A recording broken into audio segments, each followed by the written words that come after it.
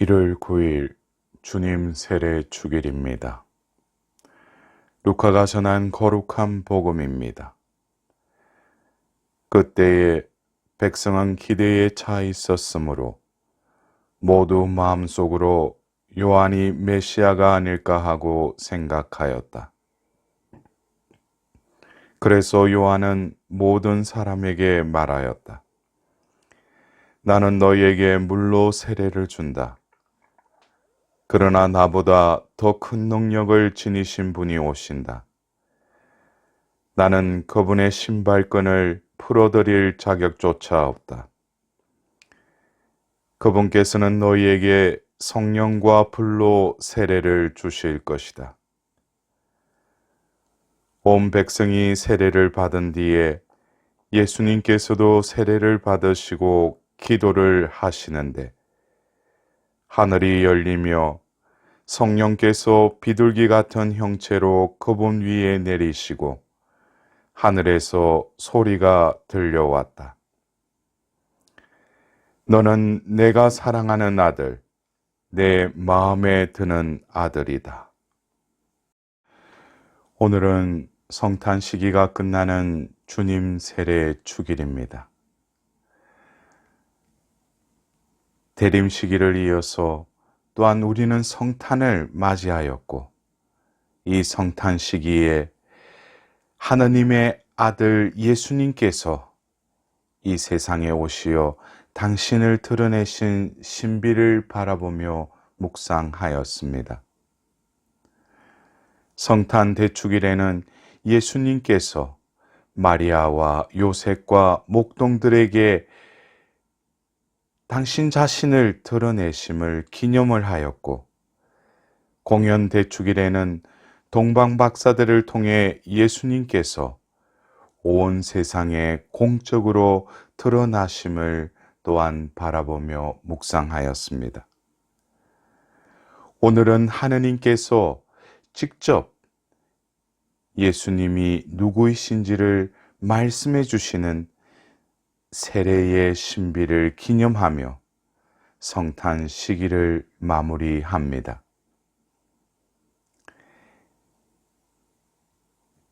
전임 교황이셨던 베네딕토 16세 교황께서는 이 세례의 신비를 이렇게 말씀하셨습니다. 이 신비는 예수님께서 요한에게 세례를 받으실 때 이루어집니다. 요한의 세례는 본로 죄인의 회개의 예식이었습니다. 세례를 받는 사람은 죄를 고백하고 죽음을 상징하는 물속으로 들어갔다가 나옵니다. 이로써 죄의 짐에서 죽고 새로운 삶을 결심하는 예식이 세례였는데 그 세례를 예수님께서 자원하십니다. 아무 죄도 없으신 분께서 죄인들 틈에서 세례를 받으신 파격적 사건의 뜻이 어디에 있겠습니까? 죄 없는 주님께서 죄인의 세례를 받으신 사건은 미리 다가올 인류의 죄를 짊어지고 물의 잠김으로 죄를 없애신 사건의 예포로서 인류의 죄를 없애시기 위해 죽음을 받아들이신 십자가상의 죽으심과 부활을 포함하여 예수님의 전 생애를 집약하고 있다라고 말씀하셨습니다. 예수님께서는 죄인의 자리에 들어서는 세례로 공생활을 시작하시어 십자가와 부활을 통해 세례를 완성하셨습니다. 예수님의 세례는 죽으심과 부활로 새 세상이 열리는 신비의 예고였습니다. 그러기에 예수님께서는 인간의 죄를 짊어지시고 죽으시듯 물속에 들어갔다가 부활하시듯 물에서 나오시자 그 순간 하늘이 열리고 성령께서 내려오시며 하늘에서 너는 내가 사랑하는 아들, 내 마음에 드는 아들이다 하는 소리가 들려왔다라고 오늘 복음을 통하여 우리는 간접 체험과 더불어 우리 자신이 받은 그 세례 성사의 의미를 되뇌이게 합니다. 요르단 강에서 물속으로 들어가며 시작하시고 죽으심과 부활로 완성하신 예수님의 세례가 우리가 받은 세례인 것입니다.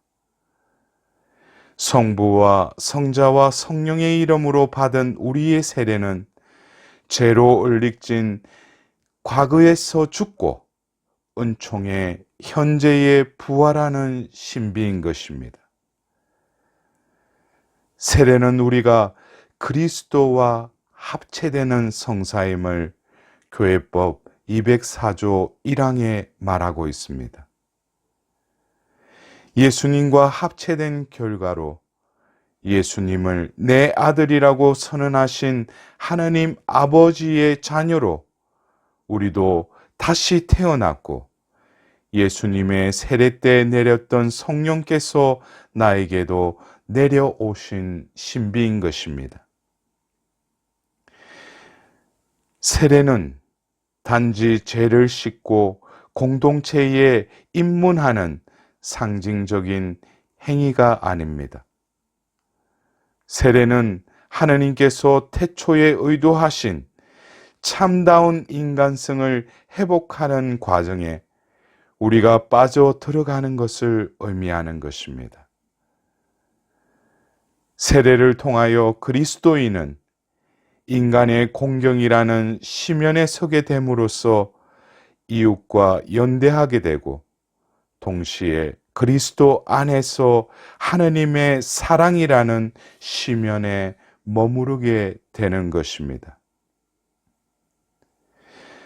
세례로 그리스도와 합체되었다라는 말은 하나님께서는 우리를 조건 없이 받아주셨다라는 의미이기도 합니다. 세상에서는 흔히 특정한 조건을 채울 때만 사람들을 받아들입니다. 이를테면 대학에 들어가려면 성적이 그 수준에 맞아야 하고 취업하려면 그 능력이 검증이 되어야 하는 것입니다. 어느 동창회에 가입하려면 같은 학교를 나와야 하고 또한 그 모임에 필요한 비용을 댈 때 그 모임에 계속 참여할 수 있는 것과 같습니다. 이처럼 사람들의 사회는 어떤 조건 하에서만 받아들여집니다. 그러나 예수님의 세례 때 하늘에서 들려온 말씀, 너는 내가 사랑하는 아들, 내 마음에 드는 아들이라는 이 선언은 나는 너가 무슨 공을 쌓았기에 말을 잘 들어서 공부를 잘해서 착한 일을 해서 너를 좋아하는 것이 아니라 너는 내 자식이기에 있는 그대로의 너를 사랑한 그 하나님이심을 우리에게 드러내시는 것입니다.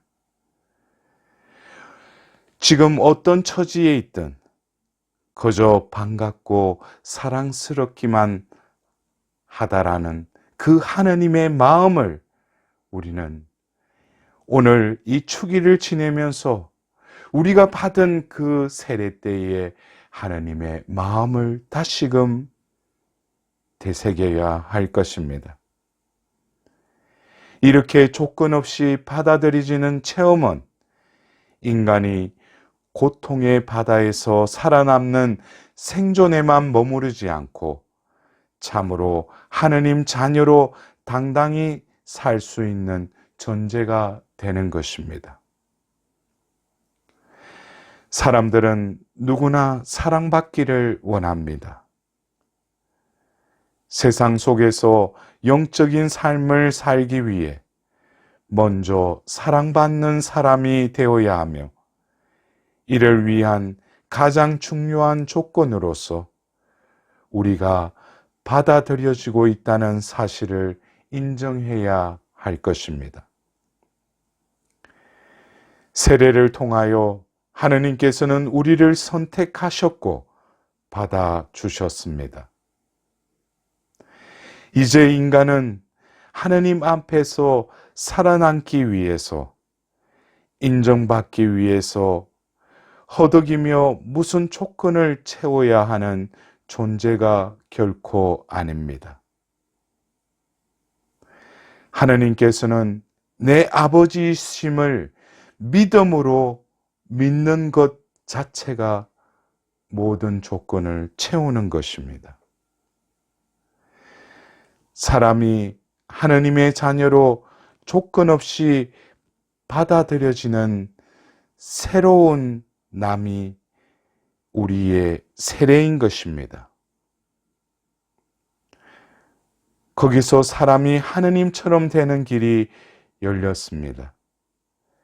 하느님의 자녀가 되었다라는 말은 몰락하는 육신으로만 머무르지 말고 하느님의 영원성에 참여하는 길이 열렸다라는 뜻이기도 합니다. 우리가 삶의 무기에 짓눌려 고통과 피곤함에 빠져 있을 때, 우리가 무의미하고 공으로 가득 찬 어두운 골짜기를 지날 때 하나님이 주신 사랑을 더럽혀 한없이 두렵고 자신으로부터 멀어질 때, 그 순간 이렇게 고백해야 할 것입니다. 그대는 나를 있는 그대도 받아들이셨습니다. 그대보다 더욱 위대하고 그대가 알지 못하는 이름에 의해 받아들여진 것입니다. 바로 하나님의 아들이요 딸로서 하나님의 자녀로 받아들여진 것입니다. 그러나 이 존재됨은 지금 당장은 내가 알아차리지 못하고 또 그 고귀한 품위의 삶의 열매를 내가 맛보지는 못하지만, 아마도 내 삶을 통하여 포도나무에 붙어 있는 그 가지로서의 삶을 살아가려 노력할 때 어느 날 하나님이 부르셨고 나를 깨끗하게 하셨고 나를 축성하셨고 나를 은총으로 베풀어 주신 그 세례 사건의 그 존재됨을 비로소 깨닫게 될 것입니다. 그래서 우리는 다가오는 그 미래를 근심할 필요가 없습니다. 그저 우리는 하나님의 자녀로, 하나님의 사랑받는 그 존재로 단순히 하느님께서 우리를 받아들여 주셨다라는 그 사실을 우리는 오늘 마음속 깊이 명심해야 할 것입니다.